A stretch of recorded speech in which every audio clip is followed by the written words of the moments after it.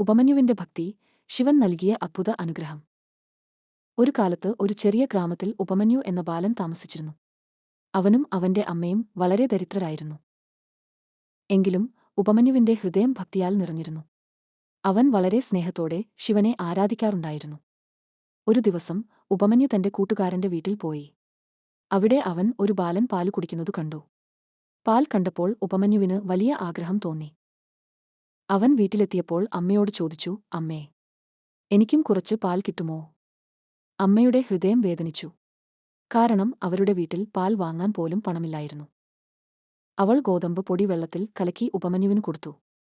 പക്ഷേ ഉപമന്യു ഉടൻ മനസ്സിലാക്കി ഇത് പാൽ അല്ലെന്ന്. അവൻ അമ്മയോട് ചോദിച്ചു, അമ്മേ, ഇത് പാൽ അല്ലല്ലോ. അമ്മയുടെ കണ്ണിൽ കണ്ണുനീർ നിറഞ്ഞു. അവൾ പറഞ്ഞു, മകനേ, നമുക്ക് ദാരിദ്ര്യമാണ്. പക്ഷേ ഈ ലോകത്ത് ഒരാൾ ഉണ്ട് നമ്മെ സഹായിക്കാൻ കഴിയുന്ന. അവൻ മഹാദേവൻ, ശിവൻ. നീ സത്യമായ ഭക്തിയോടെ ശിവനെ പ്രാർത്ഥിച്ചാൽ അവൻ തീർച്ചയായും നിനക്കു അനുഗ്രഹം നൽകും. ഈ വാക്കുകൾ ഉപമന്യുവിന്റെ മനസ്സിൽ വലിയ മാറ്റമുണ്ടാക്കി. അടുത്ത ദിവസം തന്നെ ഉപമന്യു ഒരു കാടിലേക്ക് പോയി. അവിടെ അവൻ ശിവനെ ധ്യാനിച്ചു തുടങ്ങുകയായിരുന്നു. ദിവസങ്ങൾ കടന്നു. ആഴ്ചകൾ കടന്നു. ചെറിയ ബാലനായിട്ടും ഉപമന്യു തന്റെ ധ്യാനം നിർത്തിയില്ല. ഇലകൾ തിന്നുകയും ഓം നമോ ശിവായ എന്നു ജപിക്കുകയും ചെയ്തു.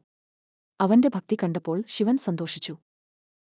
പക്ഷേ അവന്റെ ഭക്തി എത്ര ശക്തമാണെന്ന് അറിയാൻ ശിവൻ ഒരു പരീക്ഷ നടത്താൻ തീരുമാനിച്ചു.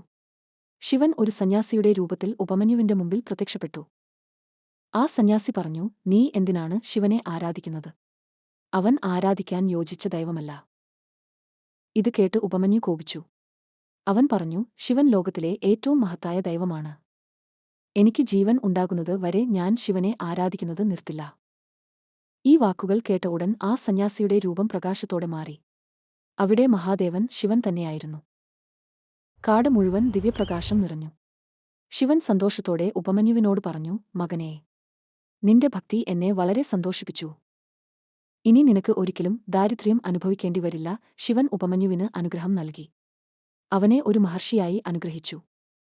അങ്ങനെ ഉപമന്യു പിന്നീട് ഒരു മഹത്തായ സന്യാസിയായി മാറി. ഈ കഥ നമ്മെ പഠിപ്പിക്കുന്നത് എന്താണ്?